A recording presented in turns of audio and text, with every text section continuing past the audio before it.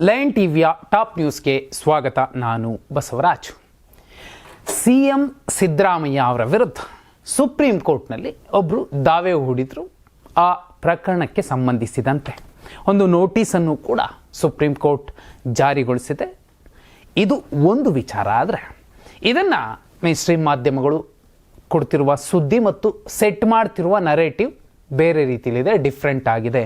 ಇನ್ನು ಮುಂದೆ ಮೇನ್‌ಸ್ಟ್ರೀಮ್ ಮೀಡಿಯಾಗಳನ್ನು ಅವುಗಳ ಸುದ್ದಿಯನ್ನು ನೋಡಬೇಕೋ ನೋಡಬಾರ್ದು ಅನ್ನುವ ಲೆಕ್ಕಾಚಾರ ನಿಮಗೆ ಬಿಟ್ಟಿದ್ದು. ಯಾಕಂದರೆ ರಾಜ್ಯದ 224 ಶಾಸಕರು ಅನರ್ಹಗೊಳ್ತಾರೆ ಅಂತ ಮತ್ತೊಬ್ಬ BJPಯ ಮುಖಂಡ ಕೂಡ ಭವಿಷ್ಯ ನುಡಿದಿದ್ದಾನೆ.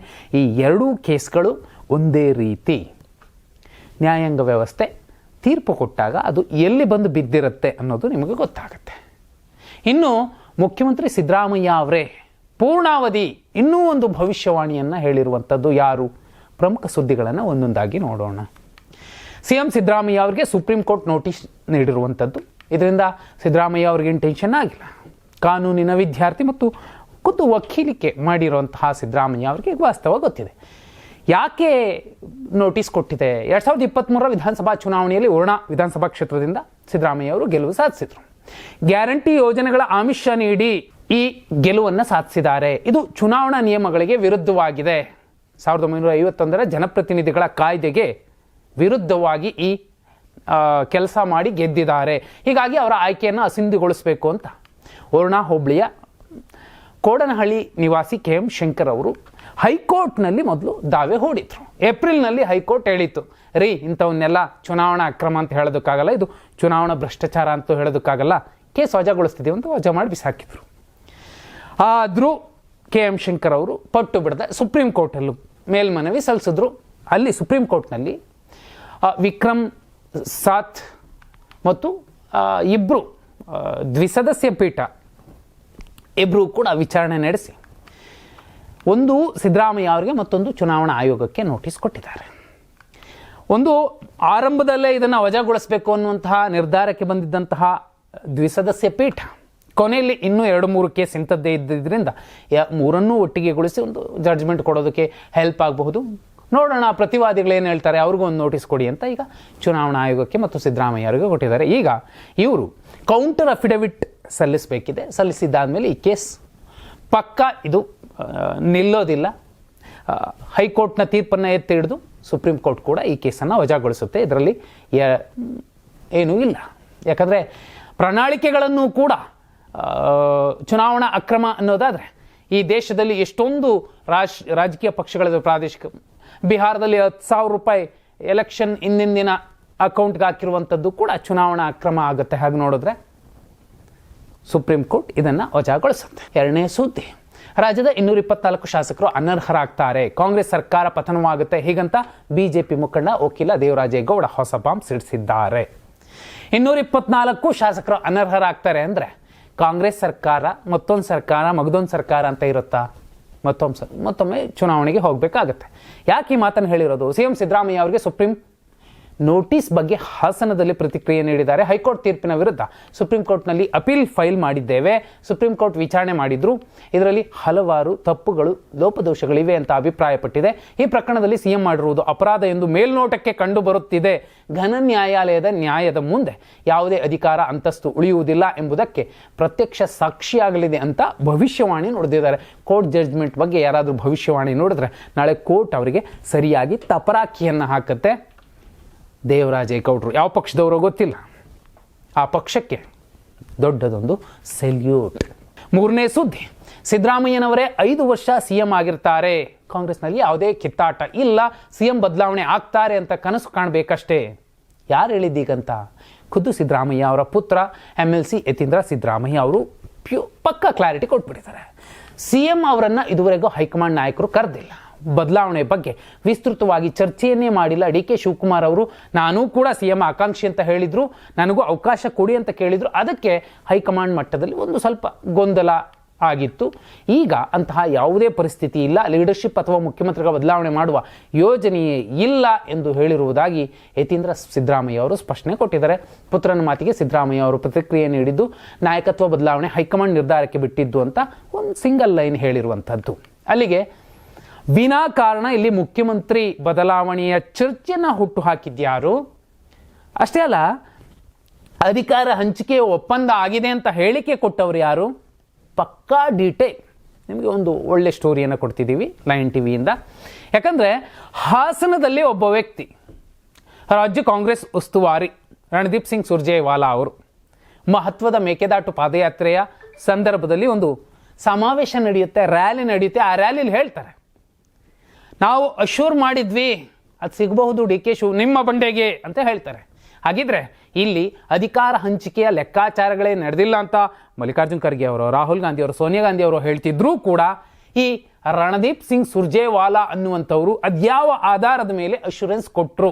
ಇಲ್ಲಿಂದ ಬೀಜ ಮೊಳಕೆ ಒಡೆದು ಬಂತು. ಅದಕ್ಕೂ ಮುಂಚೆನೆ ಡಿ ಕೆ ಸುರೇಶ್ ಅವರು ಮೊದಲು ಹೇಳಿದ್ರು, ಒಂದು ಲೆಕ್ಕದಲ್ಲಿ ಡಿ ಕೆ ಶಿವಕುಮಾರ್ ಅವರನ್ನು ಬಂಡೆ ಅನ್ನೋದಕ್ಕಿಂತಲೂ ಹೆಚ್ಚಾಗಿ ಡಿ ಕೆ ಸುರೇಶ್ ಅವರನ್ನು ಬಂಡೆ ಅನ್ನಬೇಕು. ಯಾಕಂದರೆ ಅಣ್ಣ ಸಿ ಎಂ ಆಗಲೇಬೇಕು ಅಂತ ಒಂದು ನರೇಟಿವನ್ನು ಸೆಟ್ ಮಾಡುವಲ್ಲಿ ಎಲ್ಲೋ ಒಂದು ಕಡೆ ಡಿ ಕೆ ಸುರೇಶ್ ಅವರು ತುಂಬ ಶ್ರಮ ವಹಿಸಿದ್ರು ಅನಿಸುತ್ತೆ. ಈಗಲೂ ಕೂಡ ಪಟ್ಟು ಬಿಟ್ಟಿಲ್ಲ. ಒಂದು ಕಡೆ ಡಿ ಕೆ ಶಿವಕುಮಾರ್ ಅವರೇ ಸಾಕು ಬಿಡ್ರಪ್ಪ ಹೆಂಗೋ ಇರ್ತೀವಿ ನಾವು ಅಂತ ಅಂದರೂ ಕೂಡ ಡಿ ಕೆ ಸುರೇಶ್ ಅವರು ಸುಮ್ಮನೆ ಇರ್ತಿಲ್ಲ. ಸೊ ಅಧಿಕಾರ ಹಂಚಿಕೆಯ ಲೆಕ್ಕಾಚಾರ ಆಗಿದೆ ಅನ್ನುವಂಥದ್ದು ಒಂದು ನರೇಟಿವ್ ಮಾತ್ರ. ಎಲ್ಲೂ ಕೂಡ ಅಧಿಕೃತವಾಗಿ ಆ ಬಗ್ಗೆ ಹೈಕಮಾಂಡ್ ಕೂಡ ಹೇಳಿಕೆ, ಯಾಕಂದರೆ ಒಂದು ಸಮಾಜ, ಒಂದು ಪಕ್ಷ, ಒಂದಷ್ಟು ಶಾಸಕರು ನಾಯಕರುಗಳ ಲೆಕ್ಕಾಚಾರಗಳಿರ್ತವೆ. ಅಂಥ ಸಂದರ್ಭದಲ್ಲಿ ಒಂದು ಕ್ಲಾರಿಟಿಯನ್ನು ಯಾವುದಾದ್ರು ಪಕ್ಷ ಕೊಡಲೇಬೇಕು, ಕೊಡುತ್ತೆ. ಹಾಗೆ ನೋಡಿದ್ರೆ ಕಾಂಗ್ರೆಸ್ ಅಂತಹ ತಪ್ಪು ಮಾಡ್ಕೊಳ್ಳೋದಿಲ್ಲ. 1952ರಿಂದ ಇಲ್ಲಿ ತನಕ ಎಷ್ಟೊಂದು ರಾಜ್ಯಗಳಲ್ಲಿ ಮುಖ್ಯಮಂತ್ರಿಗಳ ಲೆಕ್ಕಾಚಾರಗಳನ್ನು ನೋಡಿರುವಂತಹ ಕಾಂಗ್ರೆಸ್ ಹೈಕಮಾಂಡ್ ಇಂತಹ ತಪ್ಪು ಮಾಡಿಕೊಂಡಿರೋದಕ್ಕೆ ಸಾಧ್ಯ ಇಲ್ಲ. ಸುಮ್ಮನೆ ಇವರೇ ವಿನಾಕಾರಣ ಅಧಿಕಾರ ಹಂಚಿಕೆಯ ಲೆಕ್ಕಾಚಾರ ಅಂತ, ಒಪ್ಪಂದ ಅಂತೆಲ್ಲ ಒಂದು ನರೇಟಿವ್ ಬಿಲ್ಡ್ ಮಾಡಿದ್ದಾರೆ. ಆ ಸುದ್ದಿ ಜೀವಂತವಾಗಿರೋ ಥರ ನೋಡ್ಕೊಂಡು ಬರ್ತಾ ಇದ್ದಾರೆ ಅಷ್ಟೇ. 4ನೆಯ ಸುದ್ದಿ, ಯತೀಂದ್ರ ಹೇಳಿಕೆ ರಾಜ್ಯ ಕಾಂಗ್ರೆಸ್ನಲ್ಲಿ ಮತ್ತೆ ಕಿಚ್ಚು ಹೆಬ್ಬಿಸಿದೆ. ಈ ಬಗ್ಗೆ ಶಾಸಕ ಎಚ್ ಸಿ ಬಾಲಕೃಷ್ಣ ಮಾತನಾಡಿದ್ದು, ಈ ವಿಚಾರ ಯತೀಂದ್ರ ಕೈಯಲ್ಲಾಗಲಿ ಬಾಲಕೃಷ್ಣ ಕೈಯಲ್ಲಾಗಲಿ ಇಲ್ಲ, ಅದು ಹೈಕಮಾಂಡ್ ಕೈಯಲ್ಲಿದೆ. ಅವರ ಅಭಿಮಾನಿಗಳು ಅವರ ಪರವಾಗಿ, ಇವರ ಅಭಿಮಾನಿಗಳು ಇವರ ಪರವಾಗಿ ಹೇಳ್ತಾರೆ. ಅಂತಿಮವಾಗಿ ಹೈಕಮಾಂಡ್ ತೀರ್ಮಾನ ಮಾಡುತ್ತದೆ. ಶಾಸಕಾಂಗ ಪಕ್ಷದ ತೀರ್ಮಾನವೇ ಬೇರೆ, ಹೈಕಮಾಂಡ್ ತೀರ್ಮಾನವೇ ಬೇರೆ. ಅನೇಕ ಸಂದರ್ಭಗಳಲ್ಲಿ ಬದಲಾವಣೆ ಆಗಿದೆ. ತಂದೆಯ ಮೇಲಿನ ಪ್ರೀತಿಗೆ ಆ ರೀತಿ ಹೇಳಿದ್ದಾರೆ. ನಮ್ಮದು ಹೈಕಮಾಂಡ್ ಸ್ಟ್ಯಾಂಡ್ ಎಂದು ಮಾಗಡಿ ಬಾಲಕೃಷ್ಣ ಅವರು ಹೇಳಿರುವಂಥದ್ದು. ಇಲ್ಲೂ ಕೂಡ ತುಂಬ ಸೂಕ್ಷ್ಮವಾಗಿ ನೀವು ಸರಿಯಾಗಿ ಗಮನಿಸಿದ್ರೆ, ಮೇ 15, 2023 ಬೆಂಗಳೂರಿಗೆ ಬಂದು ಅವತ್ತಿನ ಇವತ್ತಿನ ಕಾಂಗ್ರೆಸ್ ರಾಜ್ಯ ಉಸ್ತುವಾರಿ ರಣದೀಪ್ ಸಿಂಗ್ ಸುರ್ಜೇವಾಲಾ ಅವರು ಒಂದೇ ಹೇಳಿಕೆ ಕೊಡ್ತಾರೆ, ನಾವು ಅನಾನಿಮಸ್ ಆಗಿ ಶಾಸಕಾಂಗ ಪಕ್ಷದ ನಾಯಕನನ್ನು ಆಯ್ಕೆ ಮಾಡಿಕೊಂಡಿದ್ದೀವಿ. ಅದಕ್ಕೆ 4 ಜನರ ಹೆಸರನ್ನು ಹೇಳ್ತಾರೆ. ಬಿ ಕೆ ಹರಿಪ್ರಸಾದ್ ಅವರ ಅನುಮೋದನೆ ಇದೆ. ಡಿ ಕೆ ಶಿವಕುಮಾರ್ ಅವರು ಅದಕ್ಕೆ ಒಪ್ಕೊಂಡಿದ್ದಾರೆ. MB ಪಾಟೀಲ್ ಅವರು ಕೂಡ ಅದಕ್ಕೆ ತಮ್ಮ ಸಹಮತವನ್ನು ವ್ಯಕ್ತಪಡಿಸಿದ್ದಾರೆ. ಡಾಕ್ಟರ್ ಜಿ ಪರಮೇಶ್ವರ್ ಅವರು ಕೂಡ ಇದನ್ನು ಒಪ್ಕೊಂಡಿದ್ದಾರೆ. ಸತೀಶ್ ಜಾರಕಿಹೊಳಿ ಅವರು ಕೂಡ ಇದನ್ನು ಒಪ್ಕೊಂಡಿದ್ದಾರೆ. ಇಷ್ಟು ಜನರ ಹೆಸರನ್ನು ಹೇಳಿದಾರಲ್ಲ, ಈ ಜನರ ಹೆಸರುಗಳಲ್ಲಿ ಡಿ ಕೆ ಶಿವಕುಮಾರ್ ಅವರನ್ನು ಒಂದು ಕಡೆ ಇಟ್ಟು ಇನ್ನುಳಿದ ನಾಯಕರನ್ನು ನೀವು ಸಿದ್ದರಾಮಯ್ಯನ ಪರನೋ ಡಿ ಕೆ ಶಿವಕುಮಾರ್ ಪರನೋ ಅಂತ ಅಂದರೆ ಎಲ್ಲರೂ ಕೂಡ Siddaramaiah, MB Patil, Satish Jarkiholi, B K Hariprasad, Parameshwar. So high command ಇವತ್ತು ಅಷ್ಟು ದೊಡ್ಡ ಮಟ್ಟದಲ್ಲಿ ಒಂದು ದೃಢವಾಗಿ ಇಂಡಿಪೆಂಡೆಂಟ್ ಆಗಿ ಸ್ಟ್ಯಾಂಡ್ ತೆಗೆದುಕೊಳ್ಳುವ ಸ್ಥಿತಿ ಇಲ್ಲ. ಹೈಕಮಾಂಡ್ ಕೂಡ ಸಿದ್ದರಾಮಯ್ಯ ಅವರ ಕಣ್ಣು ಸನ್ನೆಗಳನ್ನು, ನಡೆ ಮತ್ತು ನುಡಿಗಳನ್ನು ಆಧರಿಸಿಯೇ ನಿರ್ಧಾರ ತಗೋಬೇಕಿದೆ. ಯಾಕಂದರೆ ಹೈಕಮಾಂಡ್ಗೂ ಕೂಡ ಈಗ ಸಿದ್ದರಾಮಯ್ಯ ಅವರನ್ನು ಹೇಗಪ್ಪ ನಿಭಾಯಿಸೋದು ಅನ್ನುವಂತಹ ಸ್ಥಿತಿಯಲ್ಲಿ ಅವರು ಬೆಳೆದಿದ್ದಾರೆ. ಇಡೀ ದೇಶದಲ್ಲಿ ಒಂದು ಕಾಂಗ್ರೆಸ್ ಪಕ್ಷದಲ್ಲಿ ಹಿಂದುಳಿದ ಮುಖ್ಯಮಂತ್ರಿ ಯಾರಾದರೂ ಇದ್ದರೆ ಅದು ಕೇವಲ ಸಿದ್ದರಾಮಯ್ಯ. ಅಂತಹ ಸಂದರ್ಭದಲ್ಲಿ ಬೇರೆ ಬೇರೆ ರಾಜ್ಯಗಳಲ್ಲಿ ಗೆಲ್ಲಬೇಕು. ಹಿಂದ ವರ್ಗಕ್ಕೆ ಇವರು ಯಾವ ಮೆಸೇಜ್ ಕೊಡ್ತಾರೆ? ಬಾಲಕೃಷ್ಣ ಅವರು ಹೇಳಬಹುದು, ಆ ಲೆಕ್ಕ ಬೇರೆ, ಪಕ್ಕ ಬೇರೆ. 5ನೇ ಸುದ್ದಿ, ಯತೀಂದ್ರ ಸಿದ್ದರಾಮಯ್ಯ ಅವರ ಹೇಳಿಕೆ ಬೆನ್ನಲ್ಲೇ ಮಾಜಿ ಸಚಿವ KN ರಾಜಣ್ಣ ಕೂಡ ಸ್ಪಷ್ಟನೆ ನೀಡಿದ್ದು, ಈಗ ಡಿ ಕೆ ಶಿವಕುಮಾರ್ ಮುಖ್ಯಮಂತ್ರಿ ಆಗುವ ಪರಿಸ್ಥಿತಿ ಉದ್ಭವ ಆಗಲ್ಲ ಅಂತ ಹೇಳಿದ್ದಾರೆ. ಸಿದ್ದರಾಮಯ್ಯನವರು ಹೈಕಮಾಂಡ್ಗೆ ಎದುರಿಸುವಂಥದ್ದು ಏನೂ ಇಲ್ಲ, ಹೈಕಮಾಂಡ್ ಸಿದ್ದರಾಮಯ್ಯ ಅವರನ್ನು ಕೈ ಬಿಡೋದಿಲ್ಲ ಅನ್ನುವಂತಹ ಒಂದು ಸ್ಫೋಟಕ ಹೇಳಿಕೆಯನ್ನು KN ರಾಜಣ್ಣ ಅವರು ಕೊಟ್ಟಿರುವಂಥದ್ದು. ಯಾಕೆ ಹೇಳಿದ್ರು? ಒಂದು ವೇಳೆ ಬದಲಾವಣೆ ಅನಿವಾರ್ಯ ಆದರೆ ಶಿವಕುಮಾರ್ ಒಬ್ಬರೇ ಮುಖ್ಯಮಂತ್ರಿ ಸ್ಥಾನದ ಅಭ್ಯರ್ಥಿ ಅಲ್ಲ. ಗೃಹ ಸಚಿವ ಪರಮೇಶ್ವರ್, MB ಪಾಟೀಲ್ ಸೇರಿ ಹಲವು ಹಿರಿಯ ನಾಯಕರು ರೇಸ್ನಲ್ಲಿದ್ದಾರೆ. ರಾಜಣ್ಣ ಅವರು ಹೇಳಿರುವಂಥದ್ದು. ಇದೇ ವೇಳೆ ನಾನು ಸಂಪುಟ ಸೇರೋದಿಲ್ಲ ಎಂದು ಈಗಾಗಲೇ ಹೇಳಿದ್ದೀನಿ. ಅವರು CM ಆದಾಗ ಆ ಪ್ರಶ್ನೆ ಏಳುತ್ತದೆ. ನಾನು ಕಾಂಗ್ರೆಸ್ನಲ್ಲೇ ಇದ್ದವನು, ಪಕ್ಷ ನನಗೆ ಏನೂ ಮಾಡಿಲ್ಲ, ಆದರೆ ಕೆಲವರು ಷಡ್ಯಂತ್ರ ಮಾಡಿದ್ದಾರೆ ಅಂತ ಪರೋಕ್ಷವಾಗಿ ವಿರೋಧಿಗಳಿಗೆ ಟಾಂಗ್ ಕೊಟ್ಟಿದ್ದಾರೆ. ಸಿದ್ದರಾಮಯ್ಯ ಅವರನ್ನು ಟಚ್ ಮಾಡೋದಕ್ಕೆ ಹೈಕಮಾಂಡ್ಗೂ ಕೂಡ ಭಯ ಇದೆ. ಸೊ ಡಿ ಕೆ ಶಿವಕುಮಾರ್ ಅವರನ್ನು ನೆಚ್ಚಿಕೊಂಡು ರಾಜ್ಯದಲ್ಲಿ ಸಿದ್ದರಾಮಯ್ಯ ಅವರನ್ನು ಎದುರಾಕೊಂಡು ಕಾಂಗ್ರೆಸ್ ಹೈಕಮಾಂಡ್ ಮುಂದಿನ ಚುನಾವಣೆಯಲ್ಲಿ 60 ಸ್ಥಾನ ಗೆಲ್ಲೋದಿಲ್ಲ ಅನ್ನೋದನ್ನು ಕೆ ಎನ್ ರಾಜಣ್ಣ ಅವರು ಆಪ್ತರ ಬಳಿ ಹೇಳ್ಕೊಂಡಿರುವಂತಹ ವಿಚಾರಗಳು ಇನ್ನೂ ಸ್ಫೋಟಕವಾಗಿದ್ದಾವೆ. ಹಾಗೆ ನೋಡಿದ್ರೆ ರಾಜಣ್ಣ ಅವರು ಹೇಳ್ತಿರುವಂಥದ್ದು ವಾಸ್ತವ ಇದೆ. ರಾಜ್ಯದಲ್ಲಿ 135 ಗೆಲ್ಲೋದಕ್ಕೆ ಕೇವಲ ಸಿದ್ದರಾಮಯ್ಯ ಕಾರಣ ಅಂತಲ್ಲ, ಆದರೆ ಡಿ ಕೆ ಶಿವಕುಮಾರ್ ಅವರ ಬಲದಿಂದ ಗೆದ್ದ ಶಾಸಕರಿಗಿಂತ 4 ಪಟ್ಟು ಹೆಚ್ಚಿನ ಶಾಸಕರನ್ನು ಗೆಲ್ಲಿಸಿಕೊಂಡ ತಾಕತ್ತು ಸಿದ್ದರಾಮಯ್ಯ ಅವರಿಗಿದೆ. ಆ ಕಾರಣಕ್ಕೋಸ್ಕರನೇ ಬಹುಪಾಲು ಜನ ಇನ್ಕ್ಲೂಡಿಂಗ್ ಹೈಕಮಾಂಡ್, ದೆಹಲಿಯ ಕಾಂಗ್ರೆಸ್ ವರಿಷ್ಠರೂ ಕೂಡ ಸಿದ್ದರಾಮಯ್ಯ ಅಂದ ಕೂಡಲೇ 2 ಸಲ ಅಲ್ಲ 3 ಸಲ ಅಲ್ಲ ಯೋಚನೆ ಮಾಡಿ ನಿರ್ಧಾರಕ್ಕೆ ಬರಬೇಕು. ಅದನ್ನೇ ರಾಜಣ್ಣ ಹೇಳ್ತಿರುವಂಥದ್ದು. 6ನೇ ಸುದ್ದಿ, ನಾಯಕತ್ವ ಬದಲಾವಣೆ ವಿಚಾರದಲ್ಲಿ ಮಾಜಿ ಸಂಸದ ಡಿ ಕೆ ಸುರೇಶ್ ಮಾರ್ಮಿಕ ಮಾತುಗಳನ್ನಾಡಿದ್ದಾರೆ. ನಿಜವಾದ ಬಂಡೆ ಡಿ ಕೆ ಶಿವಕುಮಾರ್ ಅವರಲ್ಲ, ಡಿ ಕೆ ಸುರೇಶ್ ಅನ್ನೋದಕ್ಕೆ ಇದು ಸಾಕ್ಷಿ. ಎಲ್ಲರೂ ಒಂದಲ್ಲ ಒಂದು ದಿನ ಗೆಲ್ಲಲೇಬೇಕು, ನಾವು ಪ್ರಯತ್ನ ಮಾಡ್ತಿದ್ದೇವೆ, ಗೆಲುವು ಸಿಕ್ಕೇ ಸಿಗುತ್ತೆ. ಒಬ್ರು ಗೆಲ್ಲಲೇಬೇಕು, ಇನ್ನೊಬ್ರು ಸೋಲಲೇಬೇಕು. ರಾಜಕೀಯದಲ್ಲೂ ಸೋಲು ಗೆಲುವು ಇದ್ದದ್ದೇ. ಗೆದ್ದಿದ್ದೇವೆ ಎಂದು ಮೇಲಕ್ಕೆ ಹೋಗೋಕೆ ಆಗಲ್ಲ, ಸೋತಿದ್ದೇವೆ ಎಂದು ಪ್ರಯತ್ನ ಬಿಡೋಕೆ ಆಗಲ್ಲ. ಕ್ರೀಡಾಪಟುಗಳ ನಿರಂತರ ಪ್ರಯತ್ನದಂತೆ ನಿಮ್ಮ ಆಶೀರ್ವಾದದಿಂದ ನನ್ನ ಪ್ರಯತ್ನವು ನಿರಂತರವಾಗಿ ಇರುತ್ತದೆ. ಹೀಗಂತ ಕುಣಿಗಲ್ನ ಕೆಂಪನಹಳ್ಳಿಯಲ್ಲಿ ನಡೆದ ಕ್ರಿಕೆಟ್ ಪಂದ್ಯಾವಳಿ ಉದ್ಘಾಟಿಸಿ ಡಿ ಕೆ ಸುರೇಶ್ ಫಿಲಾಸಫಿಯ ಮಾತುಗಳನ್ನು ಆಡಿರುವಂಥದ್ದು. ಡಿ ಕೆ ಸುರೇಶ್ ಅವರು ಹೌದು, ಅಣ್ಣನನ್ನು ಏನಾದರೂ ಮಾಡಿ ಮುಖ್ಯಮಂತ್ರಿ ಮಾಡಲೇಬೇಕು ಅಂತ ಒಂದು ಉತ್ಕಟ ಆಸೆ, ಹಠಕ್ಕೆ ಬಿದ್ದಿದ್ದಾರೆ. ಅಂತಹ ಹಠ ಒಂದು ಹಂತಕ್ಕೆ ಡಿ ಕೆ ಶಿವಕುಮಾರ್ ಅವರಲ್ಲಿ ಕಮ್ಮಿ ಇದೆ, ಡಿ ಕೆ ಸುರೇಶ್ ಅವರಲ್ಲಿ ಜಾಸ್ತಿ ಇದೆ. 2023 ಮೇ 20ರಿಂದ ಇಲ್ಲಿಯ ತನಕ ಡಿ ಕೆ ಶಿವಕುಮಾರ್ ಮತ್ತು ಡಿ ಕೆ ಸುರೇಶ್ ಅವರ ಮಾತುಗಳನ್ನು ಸೂಕ್ಷ್ಮವಾಗಿ ಟೈಮ್ ಲೈನ್ ಇಟ್ಕೊಂಡು ನೋಡ್ಕೊಂಡು ಬಂದರೆ ಒಂದಷ್ಟು ವ್ಯತ್ಯಾಸಗಳಲ್ಲಿ ಸ್ವಲ್ಪ ಜೋರಾಗಿ, ಸ್ವಲ್ಪ ಉಗ್ರವಾಗಿ ಅಣ್ಣನ ಪರವಾಗಿ ಮತ್ತು ಹೈಕಮಾಂಡ್ ವಿರುದ್ಧವಾಗಿ ಧ್ವನಿ ಎತ್ತಿದ್ದು D K Suresh, D K Shivakumar ಅವರಲ್ಲ. ಹೇಗಾದರೂ ಮಾಡಿ ಅಣ್ಣನನ್ನು ಮುಖ್ಯಮಂತ್ರಿ ಮಾಡಬೇಕು ಅನ್ನುವಂತಹ ಸಿಂಗಲ್ ಅಜೆಂಡಾ ಈ ಕ್ಷಣಕ್ಕೂ ಡಿ ಕೆ ಸುರೇಶ್ ಅವರಲ್ಲಿದೆ. ತೀರಾ ಅಣ್ಣ ಜೈಲ್ ಸೇರಿದಾಗಿನಿಂದ ಹಿಡಿದು ಇಲ್ಲಿಯ ತನಕ ಅಣ್ಣನ ಜೊತೆಯಲ್ಲಿ ಗಟ್ಟಿಯಾಗಿ ಬಂಡೆಯಂತೆ ನಿಂತಿದ್ದು ಡಿ ಕೆ ಸುರೇಶ್. ಈಗ ಫಿಲಾಸಫಿಯ ಮಾತಾಡ್ತಿರಬಹುದು, ಹೈಕಮಾಂಡ್ ಹೇಳಿದ್ದನ್ನು ಒಪ್ತೀವಿ ಅಂತ ಕತೆ ಹೇಳಬಹುದು, ಅಥವಾ ಅದೇ ಮಾಮೂಲಿ ಡೈಲಾಗ್ ಹೊಡಿಬಹುದು. ಒಳಗೆ ಇರುವಂಥದ್ದು ಇದ್ದೇ ಇರುತ್ತೆ, ಕನಸು, ಆಸೆ, ಹೆಬ್ಬಯಕೆ, ಅದು ಅಣ್ಣ CM ಆಗಬೇಕು ಅಂತ. ಆದರೆ ಮಾಡೋದು ಯಾರು ಇಂಪಾರ್ಟೆಂಟ್. 7ನೇ ಸುದ್ದಿ, ರಾಜ್ಯ ರಾಜಕೀಯದಲ್ಲಿ ಭಗವದ್ಗೀತೆ ಟಾಕ್ವಾರ್ ಜೋರಾಗಿದೆ. CM ಮನುವಾದಿ ಟೀಕೆಗೆ HD ಕುಮಾರಸ್ವಾಮಿ ಕೆರಳ ಕೆಂಡವಾಗಿದ್ದಾರೆ. ಈ ಹಿಂದೆ ಭಗವದ್ಗೀತೆ ಓದಿದ ತಕ್ಷಣ ಹೊಟ್ಟೆ ತುಂಬಲ್ಲ ಎಂದು ಹೇಳಿದ್ದೆ. ಅಂದಿನ ಸರ್ಕಾರ ತನ್ನ ವೈಫಲ್ಯವನ್ನು ಮುಚ್ಚಿ ಹಾಕಲು ಭಗವದ್ಗೀತೆಯನ್ನು ಮುಂದಿಟ್ಟುಕೊಳ್ಳುವುದು ಬೇಡವೆಂಬ ಅರ್ಥದಲ್ಲಿ ಹೇಳಿದ್ದು. ಹೀಗಂತ ಇಂದು ದಿಲ್ಲಿಯಲ್ಲಿ ಸುದ್ದಿಗೋಷ್ಠಿ ನಡೆಸಿ ಟಾಂಗ್ ಕೊಟ್ಟಿರುವಂಥದ್ದು ಡಿ ಕುಮಾರಸ್ವಾಮಿ ಅವರು. ಇದೇ ವೇಳೆ ಸಿದ್ದರಾಮಯ್ಯ ಅವ್ರಿಗೂ HD ಕುಮಾರಸ್ವಾಮಿ ಅವರು ಸವಾಲು ಹಾಕಿದ್ದಾರೆ. ಮಂಡ್ಯಕ್ಕೆ ನಾನು ಕೊಟ್ಟಿದ್ದನ್ನು ಪಟ್ಟಿ ಮಾಡಿ ಹೇಳುತ್ತೇನೆ. ಮೊದಲ 5 ವರ್ಷ CM ಆಗಿದ್ದಾಗ ಮತ್ತು ಈಗ ಏನೇನು ಕೊಟ್ಟಿದ್ದೀರಿ ಎಂಬುದನ್ನು ನೀವು ಹೇಳಿ ಎಂದು ಓಪನ್ ಚಾಲೆಂಜ್ ಮಾಡಿದ್ದಾರೆ. ನಿಮ್ಮ ಕಾಲದಲ್ಲಿ ರೈತರ ಜೀವ ಹೋಯ್ತು, ನನ್ನ ಕಾಲದಲ್ಲಿ ಜೀವ ಉಳಿದಿವೆ ಅಂತ ಟಕ್ಕರ್ ಕೊಟ್ಟಿದ್ದಾರೆ. ಭಗವದ್ಗೀತೆ ಇಂಪಾರ್ಟೆಂಟ್ ಅಂತ ಹೇಳಿದ್ದು ಯಾರು ಅಂದರೆ ಜಾತ್ಯತೀತ ಜನತಾದಳದ ನಾಯಕ ಕೇಂದ್ರ ಸಚಿವ ಕುಮಾರಸ್ವಾಮಿ. ಜಾತ್ಯತೀತ ಅನ್ನುವಂತಹ ಪದ ಬಾಬಾ ಸಾಹೇಬರು ಬರೆದಂತಹ ಸಂವಿಧಾನದಲ್ಲಿ ಇದೆ. ಒಂದು ಕಡೆ ಸಿದ್ದರಾಮಯ್ಯ ಹಿಂದುಳಿದವರು, ಅಲ್ಪಸಂಖ್ಯಾತರು, ದಲಿತರು ಅವರ ಪರವಾಗಿ ಸಂವಿಧಾನ ದೊಡ್ಡದು ಅಂತ ಹೇಳ್ತಿದ್ರೆ, ಮತ್ತೊಂದು ಕಡೆ ಇಲ್ಲಪ್ಪ ಅದಕ್ಕಿಂತ ದೊಡ್ಡದು ಭಗವದ್ಗೀತೆ ಅಂತ ಹೇಳ್ತಿದ್ದಾರೆ. ಕುಮಾರಸ್ವಾಮಿ ಅವರ ಲೆಕ್ಕ ಅದು. ಕುಮಾರಸ್ವಾಮಿ ಅವರ ಚಾಲೆಂಜ್ ನೋಡಿ, ಹೇಳಿ ಕೇಳಿ. ಹಳೆ ಮೈಸೂರು ಭಾಗದ ಪಕ್ಷದ ನಾಯಕ ಅವರು ಮಂಡ್ಯಕ್ಕೆ ಹೆಚ್ಚಿನ ಅನುದಾನ ಕೊಡದೆ ಹೋದರೆ ನಾಳೆ ಅಲ್ಲಿ ಸೀಟ್ ಗೆಲ್ಲೋದಿಲ್ಲ. ಇಡೀ ರಾಜ್ಯಕ್ಕೆ ಸಿದ್ದರಾಮಯ್ಯ ಕೊಟ್ಟಿದ್ದೇನು, ಕುಮಾರಸ್ವಾಮಿ ಕೊಟ್ಟಿದ್ದೇನು ಚರ್ಚೆ ಆಗಬೇಕಾಗತ್ತೆ. ಕುಮಾರಸ್ವಾಮಿ ಅವರ ಲೆಕ್ಕದಲ್ಲೇ ನೋಡಿದಾರೆ.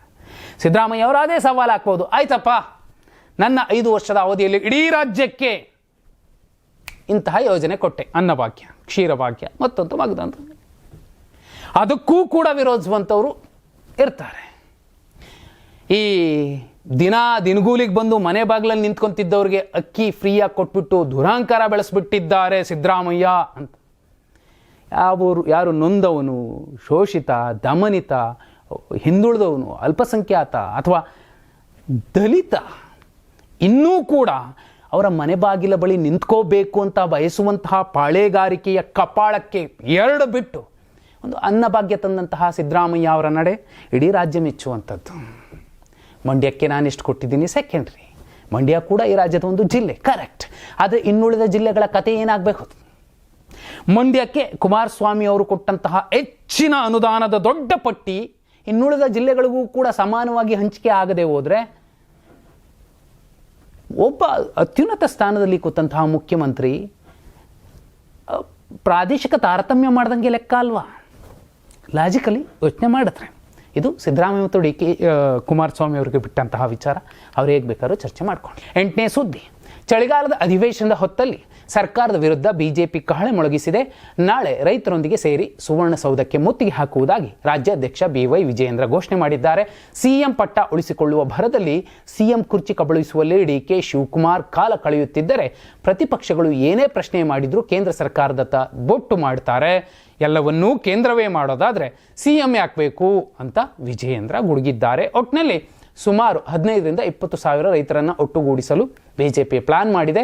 ಇನ್ನು ಬಿಜೆಪಿ ಮಾತ್ರವಲ್ಲದೆ ಸರ್ಕಾರದ ವಿರುದ್ಧ ಸುಮಾರು 84 ಸಂಘಟನೆಗಳು ಪ್ರತಿಭಟನೆಗೆ ನಿರ್ಧರಿಸಿದ್ದು ನಗರ ಪೊಲೀಸ್ ಆಯುಕ್ತರಿಗೆ ಅರ್ಜಿಯನ್ನೂ ಸಲ್ಲಿಸಿವೆ. ನಾಳೆ 15ಕ್ಕೂ ಹೆಚ್ಚು ಸಂಘಟನೆಗಳು ಅಖಾಡಕ್ಕೆ ಇಳಿಯಲಿವೆ. ರೈತ ಸಂಘಟನೆಗಳು, ಮೀಸಲಾತಿಗಾಗಿ ಮಡಿವಾಳ ಸಮಾಜ, ಅಂಗನವಾಡಿ ಆಶಾ ಕಾರ್ಯಕರ್ತೆಯರು, ಅತಿಥಿ ಉಪನ್ಯಾಸಕರು ಈ ಹೋರಾಟಕ್ಕೆ ಸಿದ್ಧತೆ ನಡೆಸಿದ್ದಾರೆ. ಅಲ್ಲಿಗೆ ಬೆಳಗಾವಿ ಅಧಿವೇಶನಕ್ಕೂ ಮುಂಚೆ ಸರ್ಕಾರಕ್ಕೆ ಬಹುದೊಡ್ಡ ಬಿಸಿಯನ್ನು ಮುಟ್ಟಿಸುವಂತಹ ಕೆಲಸವನ್ನು ವಿಪಕ್ಷ ನಾಯಕ ಮಾಡಬೇಕಾಗಿತ್ತು. ಆದರೆ ವಿಪಕ್ಷ ನಾಯಕನ ಜಾಗದಲ್ಲಿ BJPಯ ರಾಜ್ಯಾಧ್ಯಕ್ಷ ವಿಜೇಂದ್ರ ಅವರು ಮಾಡ್ತಿದ್ದಾರಲ್ಲ. ರಾಜ್ಯದಲ್ಲಿ ವಿಪಕ್ಷ ನಾಯಕ ಮತ್ತು BJPಯ ರಾಜ್ಯಾಧ್ಯಕ್ಷ ಇಬ್ಬರೂ ಕೂಡ ಒಬ್ಬರೇ, ಅದು ವಿಜಯೇಂದ್ರ ಅನ್ನುವಂತಹ ಮೆಸೇಜ್ ಹೋಗುತ್ತೆ. ಅಷ್ಟು ಪ್ರಬುದ್ಧ ವಿಪಕ್ಷ ನಾಯಕನನ್ನು BJP ಆಯ್ಕೆ ಮಾಡಿರುವಂಥದ್ದು ವಿಪರ್ಯಾಸ. 9ನೆಯ ಸುದ್ದಿ, ಮಾಸ್ಕ್ ಮ್ಯಾನ್ ಚಿನ್ನಯ್ಯ ಹಾಗೂ ಪ್ರಭಾವಿ ಸ್ವಾಮೀಜಿಯೊಬ್ಬರ ನಡುವೆ ನಡೆದಿದ್ದ ಮೀಟಿಂಗ್ ರಹಸ್ಯವನ್ನು ಸೌಜನ್ಯ ಪರ ಹೋರಾಟಗಾರ ಮಹೇಶ್ ಶೆಟ್ಟಿ ತಿಮ್ರೋಡಿ ಅವರು ಬಹಿರಂಗಪಡಿಸಿದ್ದಾರೆ. ದಕ್ಷಿಣ ಕನ್ನಡ ಜಿಲ್ಲೆಯ ಪುತ್ತೂರಿನಲ್ಲಿ ಮಹೇಶ್ ಶೆಟ್ಟಿ ತಿಮ್ರೋಡಿ ಮಾತನಾಡಿದ್ದು, ಆ ಮಟ್ಟಕ್ಕೆ ಹೋಗಿದ್ದು ಸತ್ಯ, ನಮ್ಮ ಜೊತೆ ಸೌಜನ್ಯ ಮನೆಯವರು ಇದ್ರು. 1.5 ಗಂಟೆಗಳ ಕಾಲ ಸ್ವಾಮೀಜಿಯ ಮುಂದೆಯೇ ಚಿನ್ನಯ್ಯ ಮಾತಾಡಿದ್ದಾನೆ. ಯಾರೆಲ್ಲ ಅತ್ಯಾಚಾರ ಎಸಗಿದ್ರು, ಏನೆಲ್ಲ ಮಾಡಿದ್ರು ಎಲ್ಲವನ್ನು ಹೇಳಿದ್ದಾನೆ. ಸ್ವಾಮೀಜಿಗಳು ಏಕೆ ಆ ವಿಚಾರವನ್ನು ಮಾತಾಡ್ತಿಲ್ಲ? ವಿಚಾರವನ್ನು CMಗೆ ನಾನು ಹೇಳ್ತೀನಿ, ಶಿಕ್ಷೆ ಕೊಡಿಸ್ತೀನಿ, ಮಹಾಕಾಳನ ಮೇಲಾಣೆ ಅಂತೆಲ್ಲ ಭರವಸೆ ಕೊಟ್ಟಿದ್ರು. ಈಗ ಮಾತಾಡ್ತಿಲ್ಲ ಯಾಕೆ? ತಿಮ್ರೋಡಿ ಅವರು ಈ ವಿಚಾರವನ್ನು ಹೇಳಿದ್ದಾರೆ. ಯಾರ ಸ್ವಾಮೀಜಿ? ಆದಿಚುಂಚನಗಿರಿ ಮಠದ ಸ್ವಾಮೀಜಿ ನಿರ್ಮಲಾನಂದನಾಥ ಸ್ವಾಮೀಜಿ ಮುಂದೇನೆ ನಾವೆಲ್ಲ ಮಾತಾಡಿದ್ದೀವಿ. ಸೌಜನ್ಯಾಗಿ ಆದಂತಹ ಅನ್ಯಾಯ ಕೇಳಿ ಅವರು ಕೂಡ ಸ್ವಲ್ಪ ಮಟ್ಟಿಗೆ ಬೇಸರಕ್ಕೊಳಗಾದರು, ದುಃಖಿತರಾದರು. ನ್ಯಾಯ ಕೊಡಿಸ್ತೀನಿ ಅನ್ನುವಂತಹ ಮಾತನ್ನು ಮಹಾಕಾಳನ ಮೇಲೆ ಆಣೆ ಮಾಡಿ ಶಪಥ ಮಾಡಿದ್ದಾರೆ. ಇವತ್ತು ಅವರು ಮಾತಾಡ್ತಿಲ್ಲ. ಮಾತಾಡಬೇಕಲ್ವಾ ಸ್ವಾಮೀಜಿ ಅವರೇ ಅಂತ ಮಹೇಶ್ ಶೆಟ್ಟಿ ತಿಮ್ರೋಡಿ ಅವರು ಮಾತಾಡ್ತಿದ್ದಾರೆ. ಆದರೆ ಸ್ವಾಮೀಜಿಯವರು DK ಶಿವಕುಮಾರ್ ಅವ್ರಿಗೆ ಪರವಾಗಿ ಮಾತಾಡ್ತಿದ್ದಾರೆ. ಆ ಹೆಣ್ಣುಮಗಳು ಸೌಜನ್ಯ ಪರವಾಗಿ ಇನ್ನೊಂದು ಸಣ್ಣ ಸಣ್ಣ ಸಣ್ಣ ಕಾಳಜಿ ಇಟ್ಕೊಂಡು ಮಾತಾಡಬೇಕಾಗಿತ್ತು. ಸ್ವಾಮೀಜಿಗಳು ದೊಡ್ಡವರು, ಅವ್ರು ಯಾವ ಮಾತಾಡಿದ್ರೆ ಅದೇ ದೊಡ್ಡದು. 10ನೇ ಸುದ್ದಿ, 7ನೇ ದಿನವೂ ಇಂಡಿಗೋ ಬಿಕ್ಕಟ್ಟು ಮುಂದುವರೆದಿದ್ದು ಇಂದು ಕೂಡ ಸುಮಾರು 500ಕ್ಕೂ ಹೆಚ್ಚು ವಿಮಾನಗಳು ರದ್ದಾಗಿವೆ. ಬೆಂಗಳೂರಿನಲ್ಲಿ 127 ಇಂಡಿಗೋ ವಿಮಾನಗಳು, ದಿಲ್ಲಿಯಲ್ಲಿ 134, ಹೈದರಾಬಾದ್ನಲ್ಲಿ 77, ಮುಂಬೈ, ಚೆನ್ನೈ, ಜೈಪುರ, ಗೌಹಾಟಿ ಸೇರಿದಂತೆ 100 ವಿಮಾನಗಳ ಸಂಚಾರ ರದ್ದಾಗಿದೆ. ಈ ಮಧ್ಯೆ ತುರ್ತು ಅರ್ಜಿ ವಿಚಾರಣೆಗೆ ಸುಪ್ರೀಂ ಕೋರ್ಟ್ ನಿರಾಕರಿಸಿದೆ. ಕೇಂದ್ರ ಸರ್ಕಾರವೇ ಗಂಭೀರವಾಗಿ ಪರಿಗಣಿಸುವುದರಿಂದ ನ್ಯಾಯಾಂಗದ ಮಧ್ಯಪ್ರವೇಶದ ಅಗತ್ಯವಿಲ್ಲ ಎಂದು ಅಭಿಪ್ರಾಯಪಟ್ಟಿದೆ. ಇನ್ನು ವಿಮಾನಗಳ ರದ್ದತಿಯಿಂದ ಇದುವರೆಗೂ 827 ಕೋಟಿ ರೂಪಾಯಿ ಟಿಕೆಟ್ ಹಣ ಮರುಪಾವತಿ ಮಾಡಲಾಗಿದೆ. ಇನ್ನು ರಾಜ್ಯಸಭೆಯಲ್ಲಿ ಕೇಂದ್ರ ನಾಗರಿಕ ವಿಮಾನಯಾನ ಸಚಿವ ರಾಮಮೋಹನ್ ನಾಯ್ಡು ಪ್ರತಿಕ್ರಿಯಿಸಿದ್ದು, ಇಂಡಿಗೋ ಬಿಕ್ಕಟ್ಟಿಗೆ ಸಿಬ್ಬಂದಿ ಕೆಲಸದ ಅವಧಿ ನಿಗದಿ ಮತ್ತು ಆಂತರಿಕ ಯೋಜನಾ ವ್ಯವಸ್ಥೆಯಲ್ಲಿನ ವೈಫಲ್ಯವೇ ಪ್ರಮುಖ ಕಾರಣ ಎಂದು ಸ್ಪಷ್ಟಪಡಿಸಿದ್ದಾರೆ.